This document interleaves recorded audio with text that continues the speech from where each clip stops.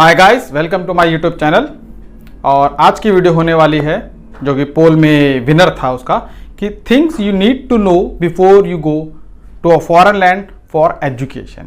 और वो एजुकेशन किसी भी चीज़ की होगी, ये सारी चीज़ें उसमें इंक्लूडेड हैं, चाहे आप बीटेक के लिए जाएँ, एमटेक के लिए जाएँ, चाहे पीएचडी के लिए जाएँ, सब चीज़ों के लिए वैलिड हैं। और यही मेन रीजंस हैं जो आपको कंसीडर करने पड़ेंगे जाने से पहले। ये वो चीज़ें हैं जो बहुत ज़्यादा इम्पैक्ट करेंगी आपकी एजुकेशन और आपकी लाइफ को वहाँ पे जाके। और इन्हीं में से कुछ रीजन की वजह से मैं बाहर पढ़ने नहीं गया। मुझे पीएचडी में भी ऑफ़र हुआ था, मुझे पोस्ट डॉक में भी ऑफ़र हुआ था, मुझे यूके से भी कॉल था, जर्मनी से भी कॉल था, यूएस से भी कॉल था और फ्रांस से भी कॉल था, इनफैक्ट जापान से भी कॉल था, मगर मैं कहीं नहीं गया।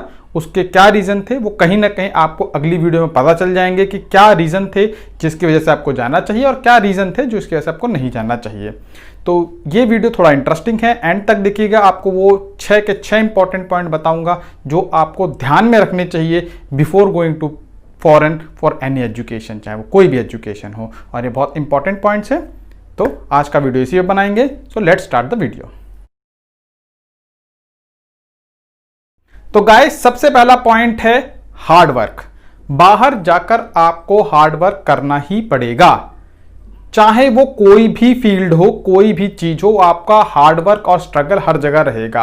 आपको लगता है आप अपनी क्लास के टॉपर हैं, आपको सब कुछ आता है, तो आप एक बहुत बड़ी भूल में हैं।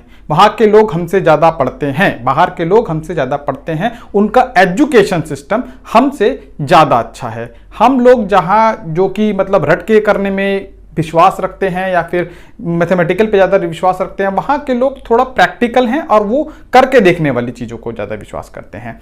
आपकी क्लास का टॉपर वहाँ की क्लास के एवरेज बच्चे के बराबर ही नॉलेज रखता है या शायद उससे भी कम रखता होगा, जिसी वजह से हम वहाँ बाहर जाते हैं। तो जो लोग सोचते हैं कि यहाँ पे फ्रेंड से असाइनमेंट बनवा लिया और काम चल गया, या फिर जो लोग मेरे यहाँ पे यारी दोस्ती में चीज़ निकल गई, नकल मार के पेपर कर लिया, या फिर हमने XYZ तिगड़मबाजी करके पेपर कर लिया, वहाँ ऐसा कुछ नहीं चलेगा। वहां आपको हार्डवर्क करना ही पड़ेगा। अपनी एजुकेशन में हार्डवर्क करना पड़ेगा, अपनी लाइफ में हार्डवर्क करने का, अपने सारे काम खुद करने पड़ेंगे। दोस्ती नाम की चीज वहां पे बहुत कम एग्जिस्ट करती है, जो कि हम दोस्त हमारा असाइनमेंट लिख देते थे, चीटिंग करवाने में हेल्प करते थे, पेपर बताने में, समझाने में। वहां पे ऐसा कोई कंसेप्ट नहीं है। आपको अपने काम स्वयं करने हैं और पढ़ना पड़ेगा। यहाँ 4 घंटे पढ़ के काम चल रहा था, वहां पे 6 घंटे या 8 घंटे भी पढ़ना पड़ सकता है। उसके बावजूद आपको अपने घर के काम करने पड़ेंगे, अपनी सफाई करनी पड़ेगी, अपना बिल्स मैनेज करने पड़ेंगे, अपनी लाइफ की हर चीज मैनेज करनी पड़ेगी। तो हार्ड वर्क हर फील्ड में है, स्कूल जाने से लेकर आपके घर आने तक हर जगह आपको हार्ड वर्क करना पड़ेगा। तो सोचिए, वहां कोई लेविश लाइफस्टाइल नहीं होने वाली है, एक्सेप्ट आप बहुत बड़े बाप के औलाद हैं, आपके पास बहुत सारा पैसा है, तो बात अलग है। अगर आप जनरल फैमिली से हैं, मेरी तरह एक मिडिल क्लास या लोअर मिडिल क्लास फैमिली से हैं, in fact upper middle class family से भी है, तो भी आपको अफोर्ड करना चीज़ें थोड़ा सा महंगा पड़ेगा और आपको कहीं ना कहीं जिंदगी में बहुत ज़्यादा हार्डवर्क करना ही पड़ेगा। सेकेंड पॉइंट है आपका एक्सपेरिमेंटल एंड प्रैक्टिकल। वहां की लाइफ बहुत ज्यादा एक्सपेरिमेंटल और प्रैक्टिकल है। हम यहाँ पे इक्वेशन रटते हैं, लिखते हैं और जमा करा देते हैं। वहां ऐसा कुछ नहीं है, वहां हर चीज प्रैक्टिकल चीजों पे बेस्ड है। हमारे को बचपन से गाय पे एस से लिखना सिखाया जाता है, जू पे एस से, माय बेस्ट फ्रेंड पे, इन सब चीजों पे एस से लिखना सिखाया जाता है। मगर वहां के लोग जू के ऊपर एस से लिखवाने से पहले लोग बच्चों को जू लेके जाते हैं, दिखाते हैं कि भाई ये जू है, ये ऐसी चीजें होती हैं, ये जानवर एग्जिस्ट करते हैं और ये जानवर हमारी कंट्री में है, चलिए अब आप इसके ऊपर एस से लिख के दिखाइए। तो वहां के लोग प्रैक्टिकल चीजों में बहुत ज्यादा विश्वास रखते हैं। तो अगर आप सोच रहे हैं कि आपकी थ्योरेटिकल नॉलेज अच्छी है, तो वहां जाके आपको सीरियसली बहुत ज्यादा प्रॉब्लम आने वाली है, क्योंकि वहां के लोग प्रैक्टिकल चीजों पर ज्यादा विश्वास रखते हैं। प्रैक्टिकल वो चीजें जो आप करके देख सकते हो, एक्सपेरिमेंट्स के ऊपर ज्यादा बिलीव रखते हैं। अनदर चीज वो है कि वहाँ के लोग टाइम को बहुत ज़्यादा महत्व देते हैं।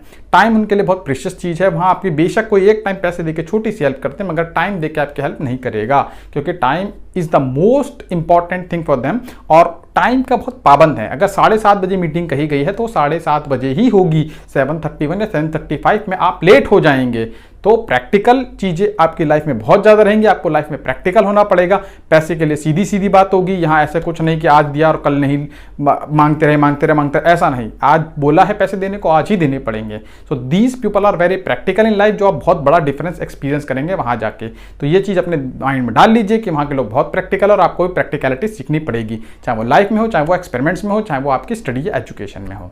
थर्ड पॉइंट आपको जो देखने को मिलेगा वो बहुत बड़ा है कल्चरल डिफरेंस। जब वहां पे आप जाएंगे तो आपको एक बहुत बड़ा कल्चरल डिफरेंस देखने को मिलेगा, जो आपने पहले शायद सोचा ना हो, समझा ना हो, वो चीज़ आपको देखने को मिल जाएगी। बाहर के देश में एक मैकेनिक, एक क्लीनर, एक ट्रक ड्राइवर और एक साइंटिस्ट, सबको बराबर इज्जत दी जाती है। आपके देश में, हमारे देश में यही होता है कि हम देखते हैं अरे वो तो बहुत छोटा काम करता है, वो तो बहुत छोटा इंसान है। ऐसा बाहर में कंसेप्ट नहीं चलता है। बाहर के देश में एक कंसेप्ट चलता है कि ऑल आर ह्यूमन, और ये एक बहुत बड़ा कल्चरल डिफरेंस है। आप जब बीमार होते हो तो आपके माँ बाप आपके घर में दिन रात सेवा करते हैं और आपके दोस्त यार आपको मिलते हैं, आपके हेल्प करते हैं। बाहर ये चीज़ एग्जिस्ट नहीं करती है। बाहर जब आप बीमार होगे तो आपको आइसोलेट कर दिया जाएगा ताकि दूसरों के पास वो बीमारी ना जाए। तो ये जो आप वो है कल्चरल डिफरेंस, ये आपको एक्सपेक्ट करना पड़ेगा। कई जगह, कई कल्चरों में लोग बहुत कंजर्वेटिव होते हैं, कई जगह में वो लोग ओपन माइंडेड होते हैं।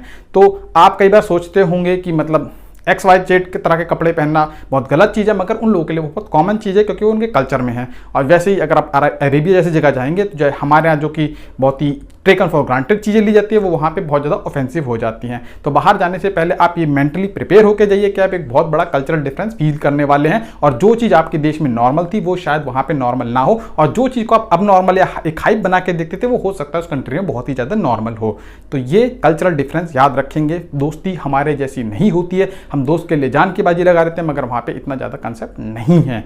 यहाँ पे आपने खाया पिया, दोस्त के घर सो गए, वहाँ पे ऐसा नहीं होगा। वो आपको अपने घर नहीं सोने देगा, कहेगा भैया निकल लो अपने घर, टाइम हो गया है।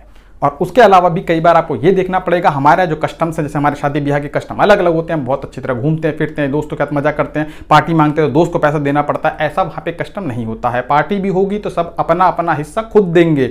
वहाँ पे एक इंसान सबका पैसा नहीं देगा, सब अपना अपना पैसा देंगे। तो बेसिकली कल्चरल डिफरेंस में आपको हर तरह के दिखेगा। लैंग्वेज का फर्क दिखेगा, आपको लैंग्वेज में फिर प्रॉब्लम आएगी, उनके कस्टम्स अलग होंगे, उनके रिचुअल्स अलग होंगे, उनका बोलने पहनने तरीका, हर चीज़ का तरीका अलग होगा। तो ये चीज़ आपको माइंड में लेके चलनी है कि वहाँ पे चीज़ें एक जैसी नहीं होंगी जैसे आप सोच के जा रहे हैं।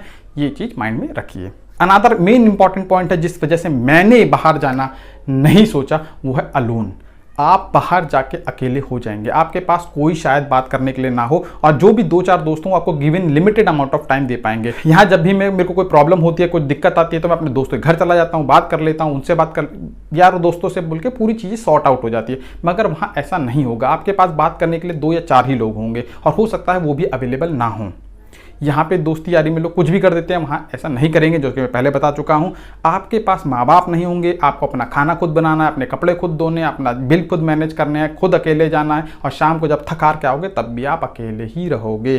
तो ये मेन फैक्टर है कि आप फैमिली को बहुत ज़्यादा मिस करोगे, आपको होम सिकनेस हो जाएगी।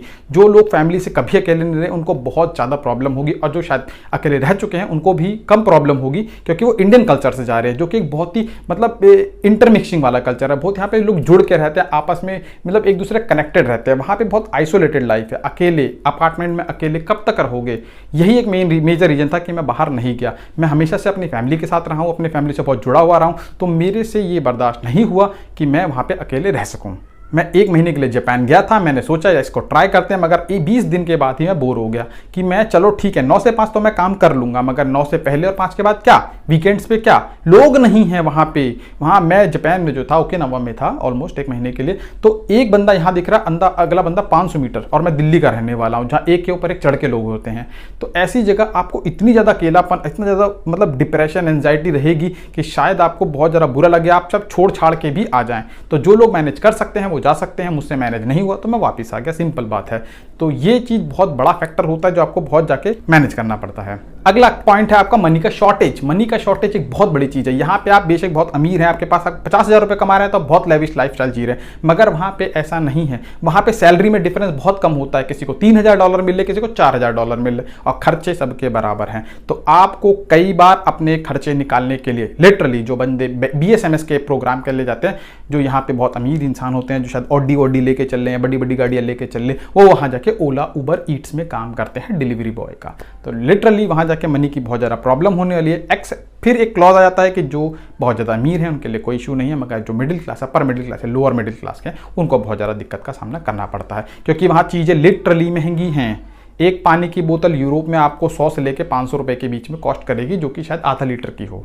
तो सोच लो, यहाँ पे 20 रुपये में 1 लीटर, और यहाँ हर जगह पानी फ्री मिलता है। यूरोप में पानी फ्री नहीं मिलता, आप होटल में भी जाएंगे तो आपको पानी खरीदना पड़ेगा। इनफैक्ट अगर आप वॉशरूम जाएंगे तो उसके लिए भी आपको पैसा देना पड़ेगा। तो चीज़ें वहाँ पे लिटरली एक्सपेंसिव है, हर चीज़ पैसा है। तो पैसे अगर आपको फेलोशिप अच्छी नहीं मिल रही है, आपके पास लिमिटेड अमाउंट ऑफ फंड है, तो आप स्ट्रगल करोगे पैसे को लेकर, और ये फैक्ट है, ये अपने माइंड में डाल लो बात। Last but not the list is one of the my favourite point is, आप ना यहाँ से मतलब पढ़ने वाले जो लोग जाते हैं उनके बहुत सारे माइंड में ख्याली पुलाव होते हैं, चलो let me bust all this things. मैं वहाँ जाऊँगा, गड्डियाँ घुमाऊँगा, ये करूँगा, कुड़ियाँ घुमाऊँगा, वाइट गर्ल्स वाइट बॉयज़, मेरी लाइफ फन होगी, यो करेंगे, दोस्तों की इंस्टाग्राम पे पिक्चर देखते हो, ये इसके साथ उसके साथ, 4 गोरे लोगों के साथ। ये सब लिटरली एक बलून है जो खट से फूट जाता है वहाँ जाके। आप एक थर्ड वर्ल्ड कंट्री से जा रहे हो, माना आपके साथ कई बार रेसिज्म ना हो, मगर इंसिडेंट रेसिज्म के भी आते हैं, डिस्क्रिमिनेशन के भी आते हैं। वाइट गर्ल्स ये सोच रहे ना कि वहाँ के 4 इधर 4 इधर, ये बहुत बड़ा बलून है, ऐसा कुछ नहीं होता है। 2-4 लोगों के साथ पॉसिबल है, मगर वहाँ जाके जब आपको खाना खुद बनाना है, पैसे नहीं हैं, हार्ड वर्क भी करना है, पढ़ने गए हो, इस सब चीज़ों के बाद आपको कितना टाइम मिलेगा कि आप अय्यासी काट सको। तो ये अय्यासी काटने वाला जो बलून है ना, ये अपने दिमाग से बिल्कुल निकाल दो। तो लोग जो बड़ी बड़ी गाड़ियों के साथ फोटो डालते हैं ना, तो वो गए किसी की गाड़ी के साथ खड़े हुए फोटो खींचे और डाल दी। ज़्यादातर ऐसे लोग हैं। लोग कनाडा में जाकर लिटरली ट्रक चलाते हैं, यूएस में जाकर ट्रक चलाते हैं, ऑस्ट्रेलिया में बच्चे पढ़ने जा रहे हैं। मैं वीडियो डाल दूँ लिंक के साथ, बोलो कि वो बच्चे वहाँ पे ऊबर ईट्स का काम कर रहे हैं, जो यहाँ अच्छी खासी अमेठी जैसी बड़ी बड़ी यूनिवर्सिटियों में पढ़ के गए हैं। ऊबर ईट्स, सिक्योरिटी गार्ड, अंट संट सारे काम करते हैं।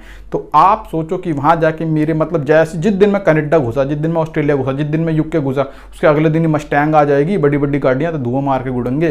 तो भाई ये कुछ नहीं होने वाला, आपकी बैंड बजने वाली है। आप पढ़ने के लिए गए हो, यहाँ से ज़्यादा पढ़ना पड़ेगा। पहली चीज़, पैसा नहीं होगा, पैसा तो दुनिया की सबसे बड़ी चीज़ है, वो कम होगा। दूसरी चीज़, तीसरी चीज़, खाना बनाना है, कपड़े धोने, सब कुछ करना है। मम्मी पापा ना बैठे जो करके दे देंगे कि सुबह सुबह मम्मी को आवाज़ मारी, लाओ शर्ट दोस्त धुली हुई कौन सी है, ऐसा नहीं होने वाला। तो ये सब चीज़ें करने का आपके पास कितना टाइम मिलेगा, और जितना टाइम मिलेगा उसमें आप सोचोगे कि भैया मेरा पैसा कम है, चलो पार्ट टाइम जॉब करके पैसा कमा लेता हूँ।